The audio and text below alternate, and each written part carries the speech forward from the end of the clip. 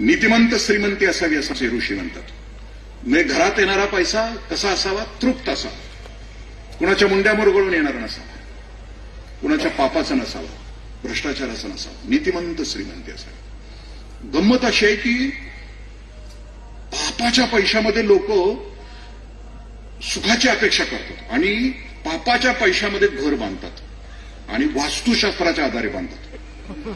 पैसा पापाचा आणि घर वास्तुशास्त्रानं बांधायचं, म्हणजे घर शांत असावं. हे शक्य आहे का? म्हणजे एखाद्या मटण शॉपला अहिंसा मटण शॉप नाव दिल्यासारखं आहे ना.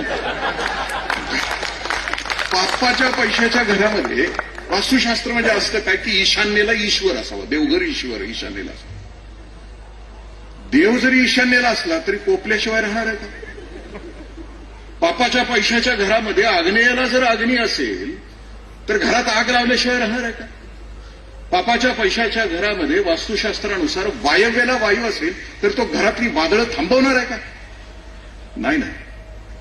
म्हणजे श्रीमंती माझ्या ऋषींनी कधीच नाकारलेली. घरात येणारा पैसा तृप्त असला पाहिजे. दुसरा तपश्चर्येचा असला पाहिजे, लॉटरीचा असता कामा नये. तृप्ताम तर्पयंतीम ज्वलंत असं म्हणतात. आणि ज्वलंत झरा असला पाहिजे, कष्टाचा असला पाहिजे. कारण लक्ष्मी घरात आली तर घरामध्ये समाधान आणि सुख देते. पापाच्या पैशाला ऋषी असं म्हणतात की ती अवदस आहे.